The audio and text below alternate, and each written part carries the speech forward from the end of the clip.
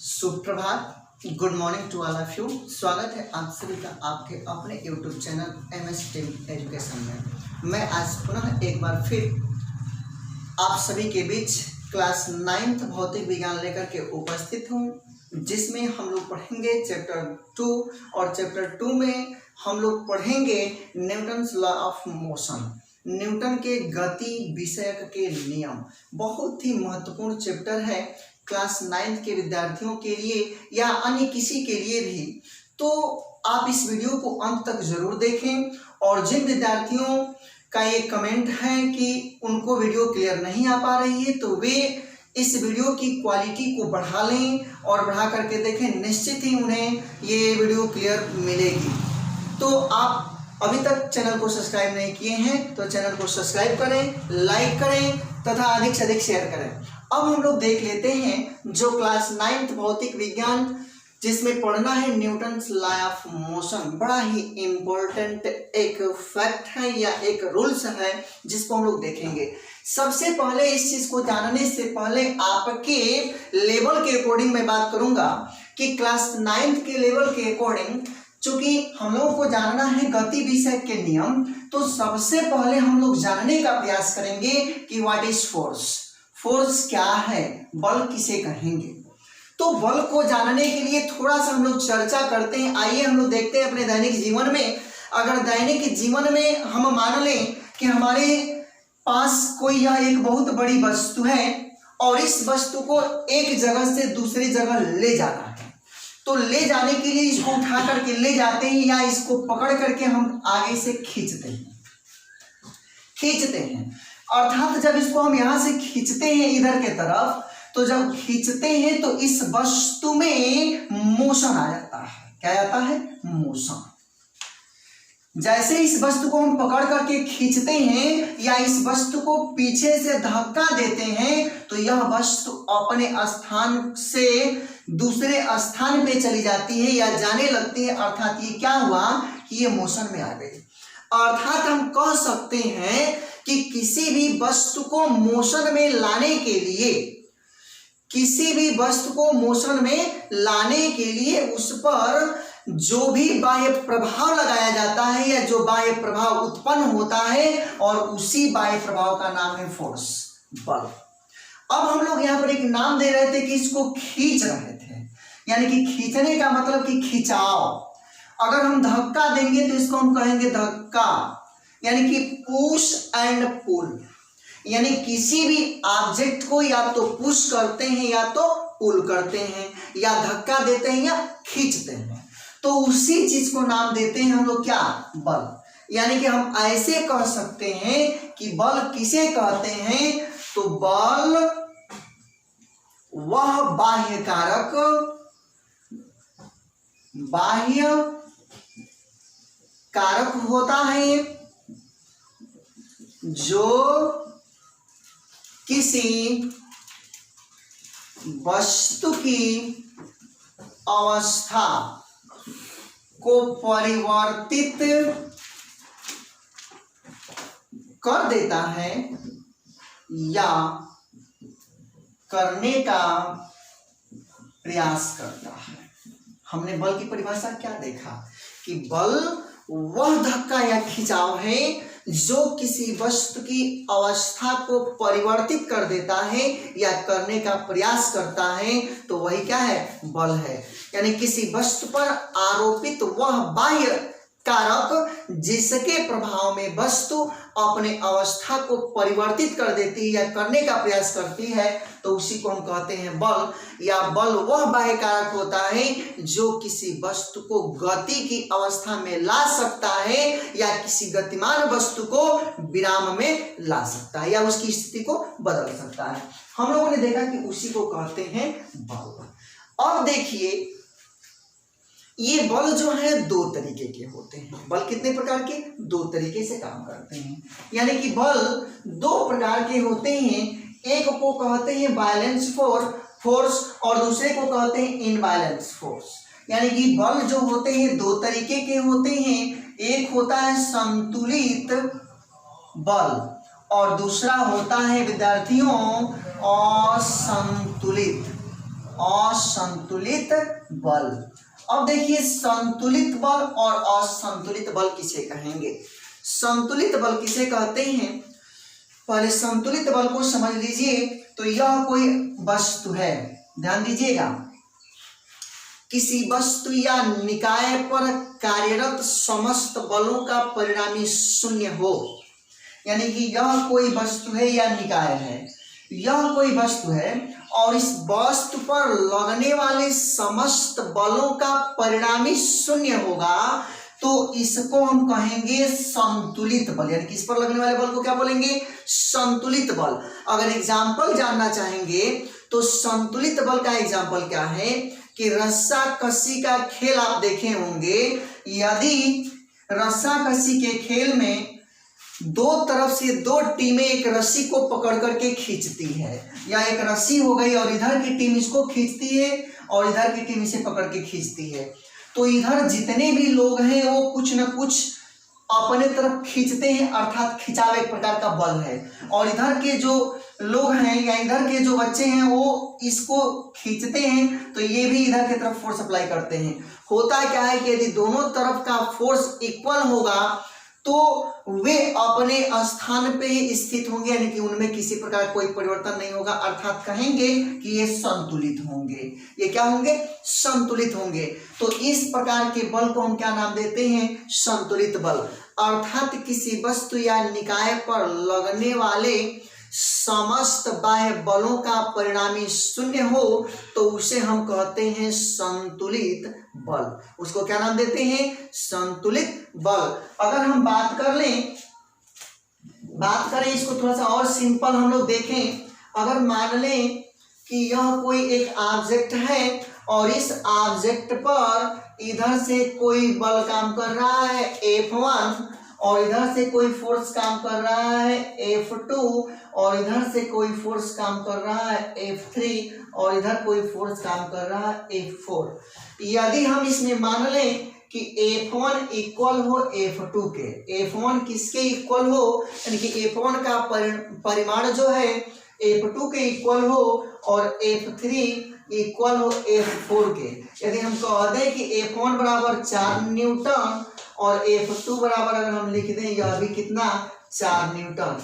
यदि F3 बराबर मान लें सपोज कि 5 न्यूटन और F4 बराबर भी मान लें कि सपोज कितना न्यूटन, 5 न्यूटन। हम क्या देखेंगे कि F1 जितने बल से इसको इधर खींच रहा है उसी बल से इधर F2 भी खींच रहा है, अर्थात ये और ये दोनों परिमाण में बराबर हैं परंतु दिशाएं विपरीत हैं, अतः एक दूसरे को निरस्त कर देंगे। ये 5 है और यह भी 5 है, इसका परिमाण जो है 5 न्यूटन है, इसका भी परिमाण 5 न्यूटन है। दोनों की दिशाएं विपरीत हैं अतः यह भी एक दूसरे को निरस्त कर देंगे। अर्थात हम क्या समझे, हम लोग ये समझे कि इस वस्तु पर कार्यरत समस्त बल F1, F2, F3 और F4 इन सभी का परिणामी परस्पर क्या है, शून्य आएगा, क्योंकि इसको ये निरस्त कर देगा, इसको और इसको जोड़ देंगे तो अगर इसको प्लस लेंगे तो इसको माइनस लेना पड़ेगा, क्योंकि ये सदिश राशि है और इसको ऐड करेंगे तो ये अलजेब्रिक रूल्स का पालन करते हैं। बीजगणितीय योग के आधार पर इनको जोड़ा या घटाया जा सकता है, क्योंकि सदिश राशि है तो इनको चिन्हों के साथ जोड़ेंगे या घटाएंगे तो ये इसको समाप्त कर देगा, यानी कि निरस्त कर देगा। उसी तरीके से 4 में इसको जोड़ेंगे तो एक को माइनस करना पड़ेगा क्योंकि एक की दिशा विपरीत है, इसलिए ये क्या हो जाएगा, इस पर कार्य करने वाले परिणामी का मान क्या हो जाएगा, 0 हो जाएगा। तो इसलिए हम कहेंगे कि ये कौन सा फोर्स है, तो संतुलित फोर्स है। ठीक है, तो मुझे उम्मीद है कि आप लोगों को समझ में आई होगी। तो संतुलित बल किसे कहते हैं, बैलेंस फोर्स किसे कहते हैं, तो किसी वस्तु या निकाय पर कार्यरत समस्त बलों का परिणामी शून्य हो तो उसे हम कहते हैं संतुलित बल। जैसे रस्सा कस्सी के खेल में 2 टीमें एक रस्सी को पकड़ करके खींचती हैं, अगर दोनों तरफ के जो टीमें हैं वो समान बल लगा करके दोनों तरफ खींचती हैं तो समझ लीजिए कि वहां पर जो है संतुलित बल होगा। ठीक है, अब हम लोग देखेंगे दूसरा असंतुलित बल कि असंतुलित बल क्या है। असंतुलित बल क्या है? तो आइए हम लोग असंतुलित बल को देख लेते हैं कि असंतुलित बल क्या है। तो असंतुलित बल को हम लोग समझने का प्रयास करते हैं। ध्यान देंगे कि असंतुलित बल किसे कहते हैं। तो जब किसी वस्तु या निकाय पर कार्यरत समस्त बलों का परिणामी शून्य न हो तो उसी बल को हम कहते हैं असंतुलित बल।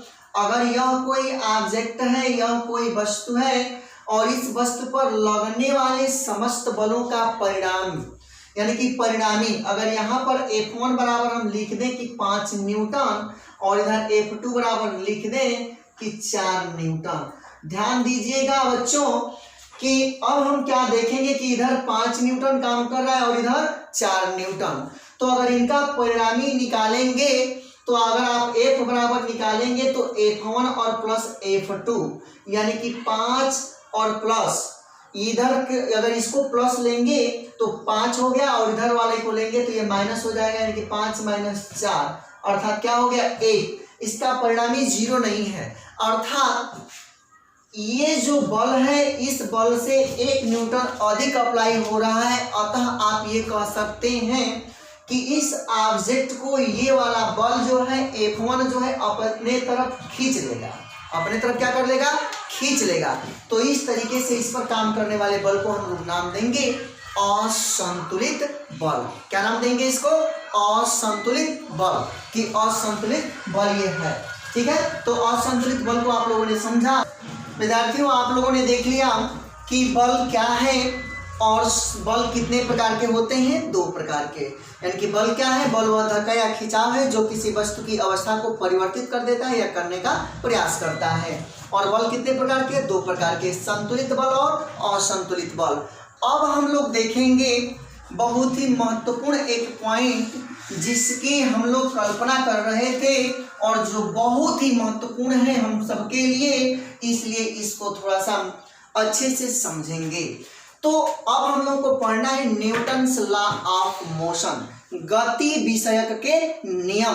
ध्यान देंगे किसी भी ऑब्जेक्ट पर जब हम फोर्स अप्लाई कर रहे थे तो वह ऑब्जेक्ट जो है मोशन में आ जा रही थी, अर्थात मोशन के संदर्भ में जो न्यूटन है, न्यूटन ने अपना कुछ स्टेटमेंट दिया है और वही आपका न्यूटन के गति विषय के नियम है। और न्यूटन के गति विषय के नियम निम्नलिखित 3 हैं। यानी कि न्यूटन ने गति के संदर्भ में निम्नलिखित 3 नियम प्रस्तुत किए, अर्थात न्यूटन्स लॉ ऑफ मोशन निम्न कितने प्रकार के हैं? तो निम्न 3 प्रकार के हैं। निम्न 3 ये 3 प्रकार कौन कौन से हैं आप देखेंगे।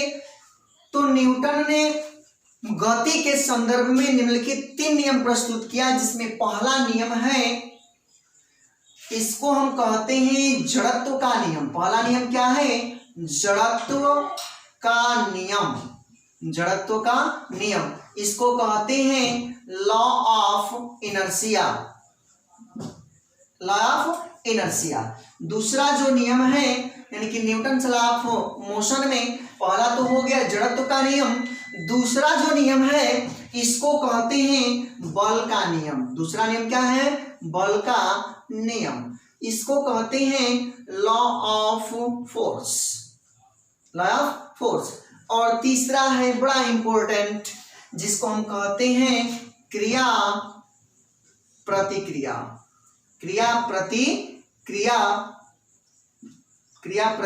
का नियम।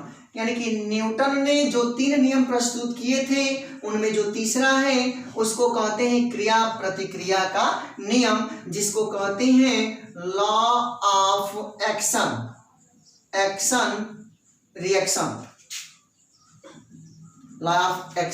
रिएक्शन। तो चलिए हम लोग क्रम से इन सभी नियमों को देखते हैं, बहुत ही महत्वपूर्ण है। यानी कि न्यूटन ने गति के संदर्भ में निम्नलिखित 3 प्रकार के नियम प्रस्तुत किया, जड़त्व का नियम, बल का नियम और क्रिया प्रतिक्रिया का नियम।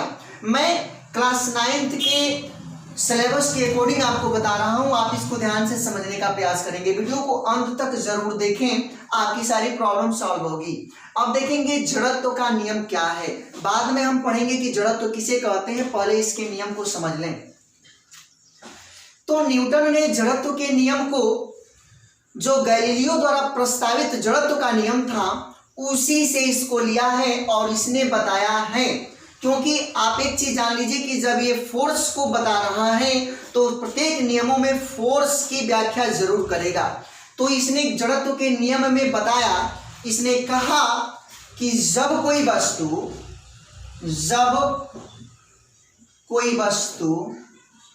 गति की अवस्था में हो, गति की अवस्था में हो तो वह गति में ही रहेगी। उसने कहा कि जब कोई वस्तु गति की अवस्था में हो तो वह गति की अवस्था में ही रहेगी। यदि विराम की अवस्था में हो, विराम की अवस्था में हो तो विराम की अवस्था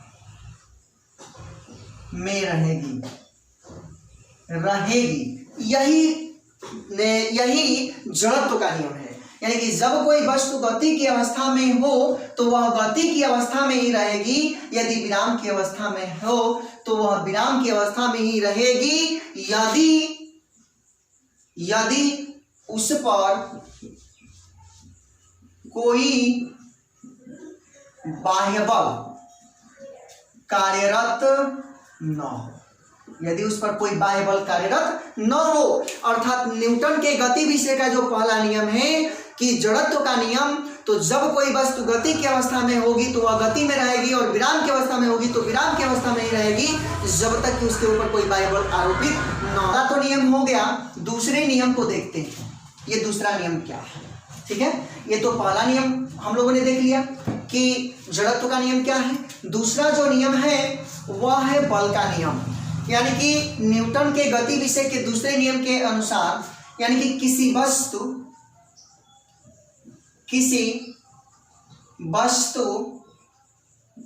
पर आरोपित बल, किसी वस्तु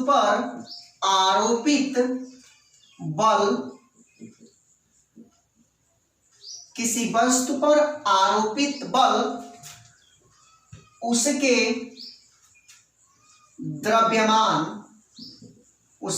द्रव्यमान तथा उसमें उत्पन्न त्वरण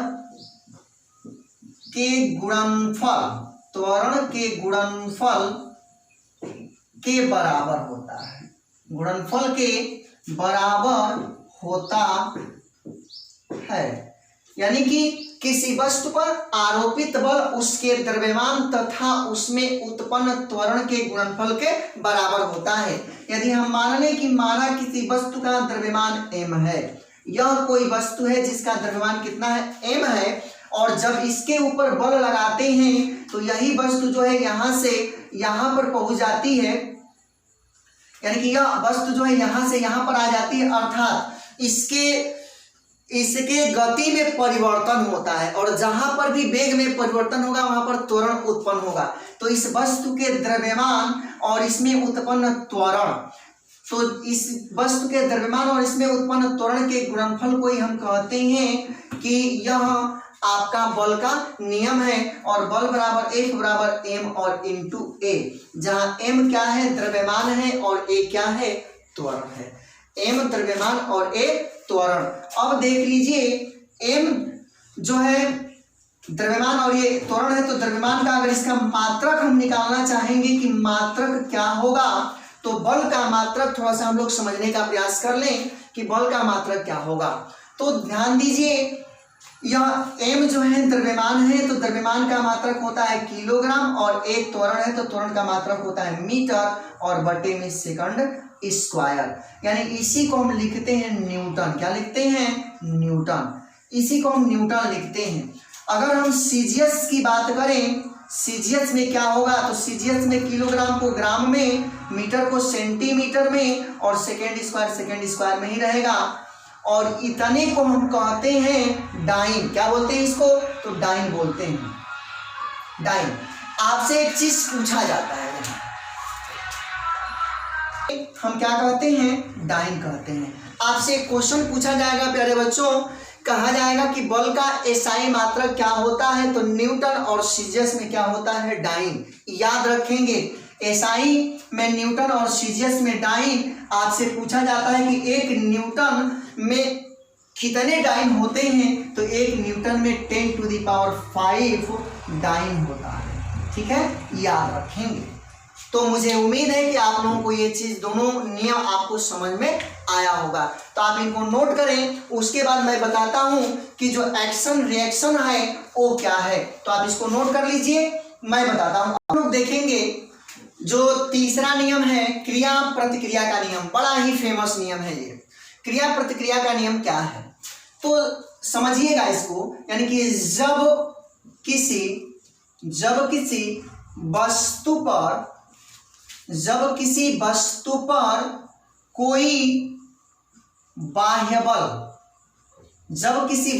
कोई बाह्य बल आरोपित होता है या कार्यरत होता है, यानी कि जब किसी वस्तु पर कोई बाह्य बल कार्यरत होता है तो वह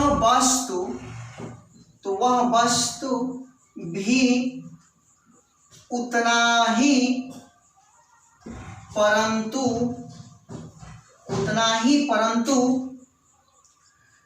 यानी कि जब किसी वस्तु पर कोई बाह्य बल कार्यरत होता है या आरोपित होता है तो वह वस्तु भी उतना ही परंतु विपरीत दिशा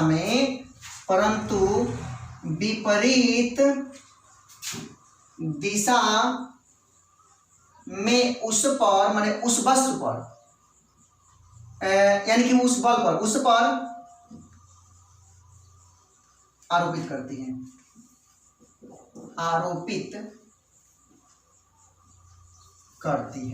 हम लोग कह सकते हैं कि, ध्यान दीजिए, थोड़ा सा समझिएगा, यह कोई एक वस्तु है। अगर इस वस्तु पर अगर हम इधर से कोई बल लगाते हैं, अगर हम इस वस्तु पर कोई बल लगाते हैं F, तो यानी कि जब किसी वस्तु पर कोई बाह्य बल लगता है, इस वस्तु पर हमने बल लगाया, अर्थात बाह्य बल हमने लगाया, तो यह वस्तु भी इस पर, यानी कि जिसके द्वारा बल लगाया जा रहा है उस पर उतना ही विपरीत दिशा में बल लगाती है, और इसी को कहते हैं क्रिया प्रतिक्रिया का नियम। यानी कि जब कोई वस्तु किसी, तो देखेंगे हम लोग कह रहे थे कि जब इस वस्तु पर कोई बाह्य बल काम करता है तो यह वस्तु भी उसके ऊपर उतना ही बल लगाती है। तो लगाए गए बल को हम नाम देते हैं क्रिया, एक्शन फोर्स, और ये जो वस्तु उसके ऊपर जो बल लगाएगी उसको कहते हैं प्रतिक्रिया, यानी कि रिएक्शन फोर्स, प्रतिक्रिया। ठीक है, उस पर बल आरोपित करती है। चलिए छुड़ा हुआ था, तो अब हम लोग लिख सकते हैं कि क्रिया बल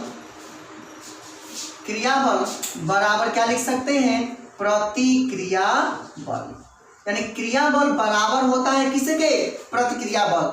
अर्थात क्रिया बल को हम F से दर्शाते हैं और प्रतिक्रिया बल को किससे दर्शाते हैं? R से। लेकिन ये विपरीत में काम करता है, इसलिए यहाँ पर माइनस लगा देंगे। यानी कि क्रिया बल बराबर प्रतिक्रिया बल, और यह माइनस चिन्ह यह दर्शाता है कि विपरीत में हमेशा प्रतिक्रिया बल काम करती है।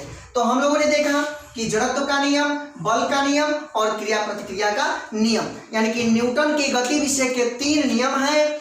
तो पहले नियम को हम लोगों ने देख लिया कि जब कोई वस्तु गति की अवस्था में होगी तो वह गति की अवस्था में ही रहेगी, और यदि वह विराम की अवस्था में है तो विराम की अवस्था में ही रहेगी जब तक उसके ऊपर कोई बाह्य बल आरोपित न हो। दूसरा जो नियम है बल का नियम, कि किसी वस्तु पर आरोपित बल उस वस्तु के द्रव्यमान तथा उसमें उत्पन्न त्वरण के गुणनफल के बराबर होता है। अतः F बराबर m × a, यानी कि द्रव्यमान गुणे त्वरण। और तीसरा नियम है क्रिया प्रतिक्रिया का नियम, यानी कि जब कोई वस्तु किसी दूसरी वस्तु पर बल लगाती है तो वह वस्तु भी पहली वस्तु पर उतना ही परंतु विपरीत दिशा में बल लगाती है तो इसी को हम लोग नाम देते हैं प्रतिक्रिया बल, यानी कि क्रिया प्रतिक्रिया बल। लगने वाले बल को क्रिया बल और जो लगाता है दूसरी वस्तु पहली पर लगाती है उसको प्रतिक्रिया बल, एक धनात्मक होता है और दूसरा को निगेटिव चिन्ह द्वारा हम लोग दर्शाते हैं। तो ये था कि न्यूटन के गति विषय के नियम। अब हम लोग अगले वीडियो में पढ़ेंगे कि जड़त्व क्या है और जड़त्व के नियम क्या है।